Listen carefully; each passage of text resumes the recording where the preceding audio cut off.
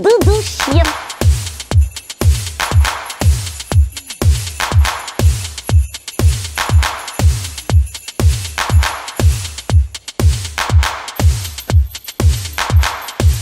Doudou chien.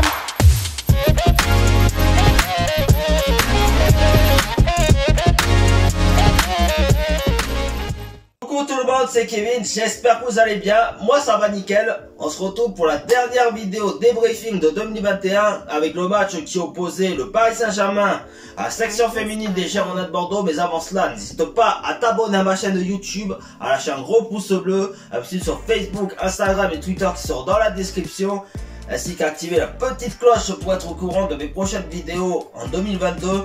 Sur ce les amis, on est parti pour le dernier débriefing de 2021. Music licensing reimagined. Alors. Non, enfin, alors, comment vous expliquer un peu mon ressenti face à ce dernier match de 2021 contre le Paris Saint-Germain? Eh bien, honnêtement, je m'attendais à mieux, réellement, parce que forcément, quand on parle aujourd'hui du Paris Saint-Germain face à cet adversaire, la deuxième meilleure équipe de la D1 féminine. Mais franchement, pour moi, ce match, il était, on va dire qu'il était assez décevant, on va dire. Déjà, à la première période, donc pendant les 15 premières minutes du match, alors oui, les Bordelaises ont montré qu'elles avaient envie de faire un résultat à Clairefontaine, donc là où s'entraîne l'équipe de France, et là où se repose l'équipe de France féminine et masculine. Énormément à faire bouger le bloc parisienne, donc au plus bas, tu vois, pour essayer d'ouvrir le score au plus vite. Ouais, si tu veux, tu vois. Mais là, encore une fois, c'est là où ça résume depuis quelques matchs cette terrible situation, dans le sens où on arrive à se créer on arrive à construire du jeu de manière progressive, mais à chaque fois il manque toujours ce petit truc, tu vois, ce genre de dernier geste pour conclure une occasion qui a été très bien construite collectivement, quoi. Donc là ça a été le cas avec Melissa Gomez, avec Kadja Stoich, avec Claire Lavogé aussi qui a tenté mais qui a fui le cadre au final. Bon après même du côté du Paris Saint-Germain, voilà, se sont créés beaucoup d'occasions par le biais de Marie-Antoinette Katoto, aussi manqué d'efficacité devant la cage de Anna Moorhouse. Mais après 15 minutes de jeu, et même jusqu'à la fin de la première période, voilà, on s'est très vite fait manger par le bloc parisien, quoi. Parce que non seulement elles nous ont fait reculer de ce qu'on avait produit pendant 15 minutes, c'est-à-dire elles ont fait reculer notre bloc, ce qui leur a permis de déployer leur jeu, et même de proposer des appels en profondeur, même à partir de leur camp. Mais bon, là aussi, voilà, comme je dis, elles ont manqué d'efficacité devant notre cage, hein, ça c'est sûr et certain. Après, dans les duels aussi, elles ont réussi à être un peu plus imposantes dans les duels. Mais bon, encore, voilà, hein, tout s'est réglé en deuxième période, où là, Kazima nous ont quasiment mangé comme Pac-Man. Et puis au final, à la 69e minute de jeu, ben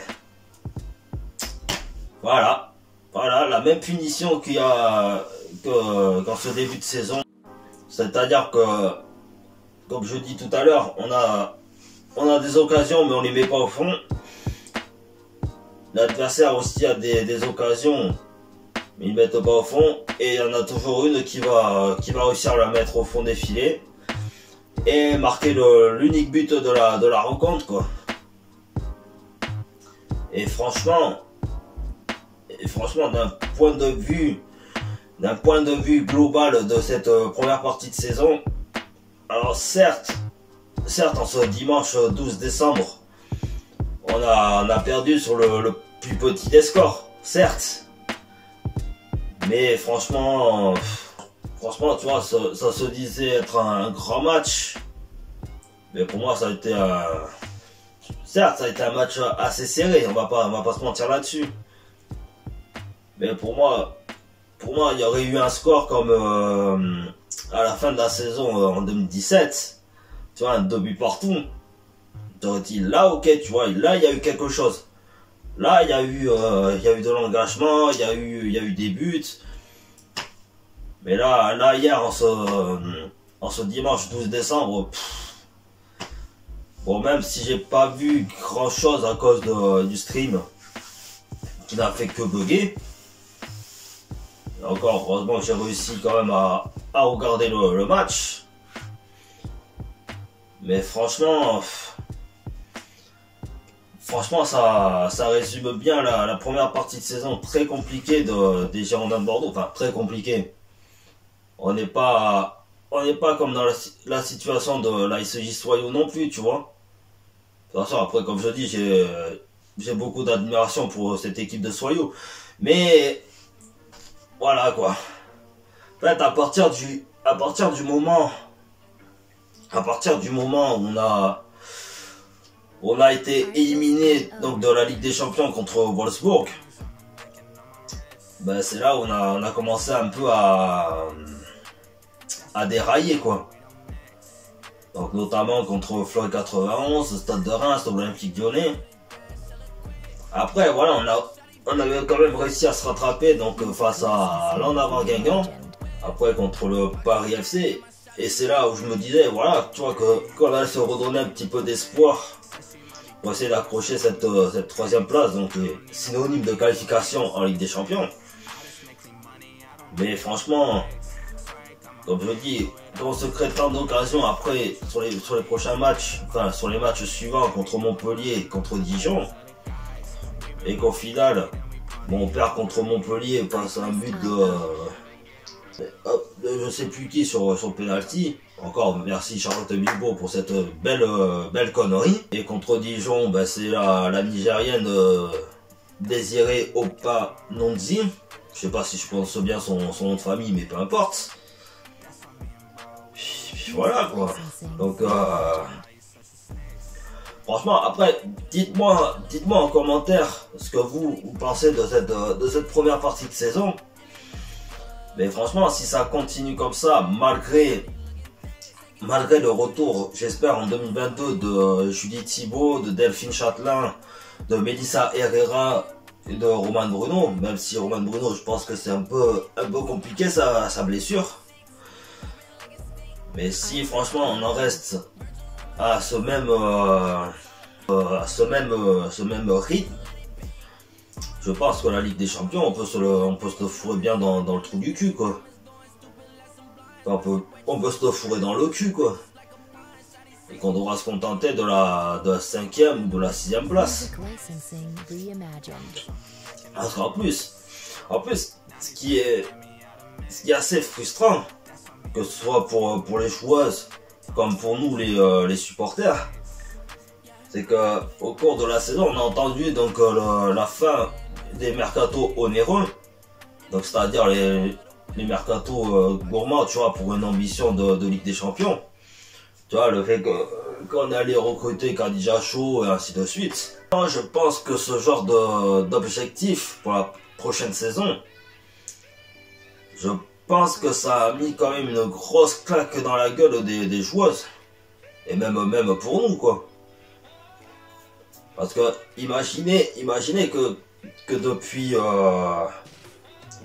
2018,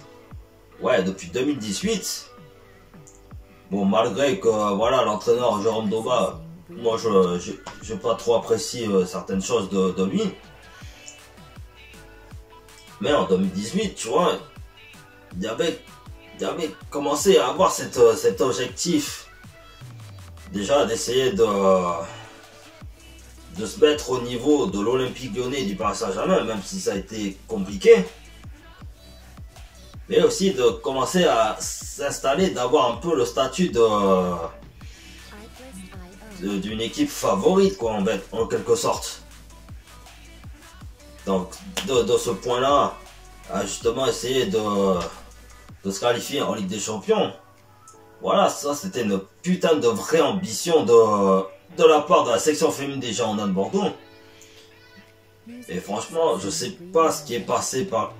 Enfin, après, ça peut se comprendre dans le sens où depuis 2 ans, le football amateur s'est bien fait flinguer par les 2 confinements du coronavirus. Ça je veux bien le comprendre. Ça, y a pas de souci là-dessus, tu vois. Je veux bien qu'on rattrape le retard sur ça. Qu'on encadre les jeunes joueuses de demain. Donc avec les professionnels et tout. Mais franchement, de freiner une telle grande ambition comme ceci, moi je peux pas cautionner ce genre de choses, quoi. Voilà, ça veut dire que à la fin de la saison, bon, même s'il y a mince espoir que les adversaires qui sont devant nous fassent plusieurs faux pas en cette deuxième partie de saison. Mais la saison prochaine, qu'est-ce qu'on va nous dire? On va nous dire, voilà, on va devoir se contenter de se maintenir dans le championnat, au lieu de justement aller chercher cette qualification Ligue des Champions. Super, hein, c'est... ça me trouve le cul, quoi. Donc franchement, dites-moi en commentaire ce que vous pensez de tout cela, de cette ambition 2.0, on va dire, hein. On va dire ça comme ça. Donc voilà. Ah oui, du départ déjà de 2 joueuses, bon, qui n'ont pas eu grandement de temps de jeu. Donc qui est Svava et Paige Schubert, la canadienne. Ah, franchement, mais comment... En fait, des fois je me dis, mais ça sert à quoi? Ça sert à quoi d'aller chercher des joueuses françaises ou des joueuses étrangères, donc qui jouaient déjà dans un club français et qui n'ont jamais eu de temps de jeu. Donc c'est le cas par exemple de Paige Schubert. Mais comment tu peux aller chercher une joueuse, donc une défenseur, je crois que c'était, avec son style de jeu, machin et tout, pour au final ne même pas lui donner du temps de jeu? Parce que moi, la dernière fois que j'ai vu Svava et Paige Schubert jouer ensemble, c'était contre Ezine, dans le championnat régionaux, avec l'équipe réserviste girondine, quoi. Et en plus, c'est Svava qui a marqué le plus de buts ce jour-là. Mais en termes d'équipe première, Svava, je crois qu'on l'avait vu une fois la saison dernière contre le Paris FC, si je me trompe pas, qui d'ailleurs était sorti sur blessure. Et là, cette année, on l'a jamais vu ou quoi que ce soit, ou même au même titre que Paige Schubert. Voilà, franchement, c'est la question que je me pose, quoi. À quoi ça sert de recruter si c'est pour ne pas faire jouer les joueuses? Et puis un dernier truc, la signature du premier contrat professionnel de la jeune Marion Alewin, c'est une bonne chose. Mais après, quand tu reprends un peu l'exemple de Marine Perea, donc la jeune bordelaise de 21 ans. Je pense, enfin après comme je dis, au Girondins de Bordeaux, on a cette faculté justement à faire signer des contrats professionnels à des jeunes joueurs ou des jeunes joueuses, mais qui au final, après c'est sûr que voilà, contrat professionnel, donc forcément il va être en équipe première, machin. Mais après voilà, ça passe aussi par par les entraînements, par les matchs avec l'équipe réserviste, tu vois, histoire d'assimiler tout ça et de progresser de manière constante au plus haut niveau, quoi, tu vois. Mais j'ai l'impression, tu vois, que ça, elle va faire comme Marine Perea, c'est-à-dire qu'elle va... Après, peut-être que je me trompe, et j'espère que je me trompe à ce point-là, tu vois. Mais Marine Perea, si je devais résumer un peu son parcours avant de devenir, on va dire, entre guillemets, titulaire avec l'équipe première, ça a été donc équipe réserviste pendant 1 ou 2 saisons. Après, signature du contrat professionnel en 2020. Aucun temps de jeu avec l'équipe première, à l'exception peut-être en demi-finale contre le Paris Saint-Germain, donc après le premier confinement, donc pour rattraper un peu le retard de la Coupe de France. Et puis après, comme je dis, qu'elle avait eu l'opportunité justement de s'entraîner avec l'équipe première, bon, c'est pas plus mal, hein, c'est sûr et certain, tu vois. Même avec les collègues, avec ses anciennes coéquipières Léa Dupreuil et Chloé Zubieta par exemple. Mais après, tu la voyais jamais avec l'équipe première, quoi. Et c'est seulement quand elle a été prêtée à l'AS Soyo la saison dernière, donc jusqu'à la fin de la saison, jusqu'au maintien in extremis de l'AS Soyo, avec la dernière de Anaïs Dumont et de Amandine Guérin en tant que membre du staff. Et c'est là où après, avec tout ce travail qu'elle a fait à l'AS Soyo, que monsieur Patrice Lair a décidé de la faire venir dans l'équipe première. Ben, déjà en tant que remplaçante au début, mais après contre son ancien club pendant quelques mois contre Soyo. Voilà, c'est là où elle a montré justement qu'on pouvait compter sur elle. Donc peu importe le poste qu'on lui a donné, que ce soit défenseur, même piston sur le côté gauche, quoi. Et à un moment donné, elle devenait titulaire dans l'11 de départ. Et puis là, Marine Perea, ben, on la voit pas, on la voit plus, quoi. Après, je pense pas qu'elle soit blessée ou quoi que ce soit. Donc voilà, quoi. Mais après, comme je dis, j'espère que je me trompe sur Marion Aléwin. Peut-être qu'elle connaîtra un chemin peut-être similaire ou un autre chemin plus positif. Mais ça va être compliqué, quoi. Après, il y a d'autres joueuses. Il y a, alors je sais plus son prénom, mais c'est Herbert. Il y a eu la jeune gardienne Alizée Pertus. Donc franchement après dites-moi en commentaire tout ce que je vous ai demandé. D'ailleurs ce que vous en pensez de ces signatures prématurées des jeunes joueuses comme Marine Perea et Marion Aléwin dans l'exemple. Voilà, je serais curieux de savoir ce que vous en pensez.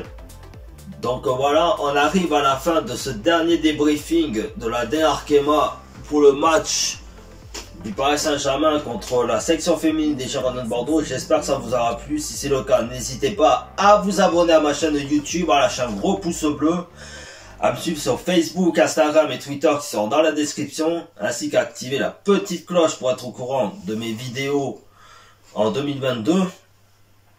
Alors bien sûr, ce sera, là c'était le dernier débriefing, mais il y aura une vidéo rétro-prospective qui sortira normalement, si je me trompe pas, ce mercredi à 14h.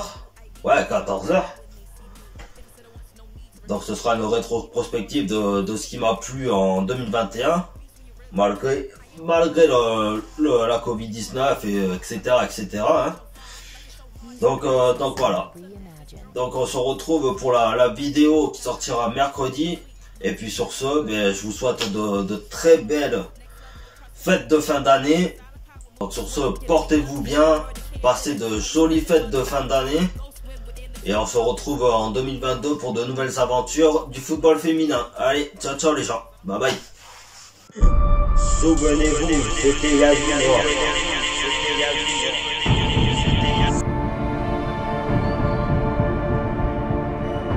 Artlist.io. Ses rêves de Ligue des Champions ont été brisés par cette blessure au ligament croisé. Malgré sa prolongation jusqu'en 2024, elle n'a jamais abandonné ses espoirs de revenir sur les terrains de football.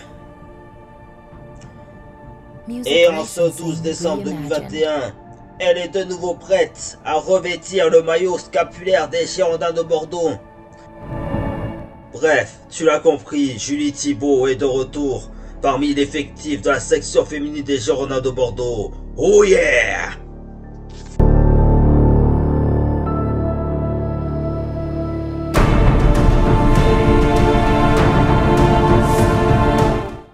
J'espère que vous êtes aussi content. Oui, Julie, on est tous contents de te revoir. Tu vas courir avec moi?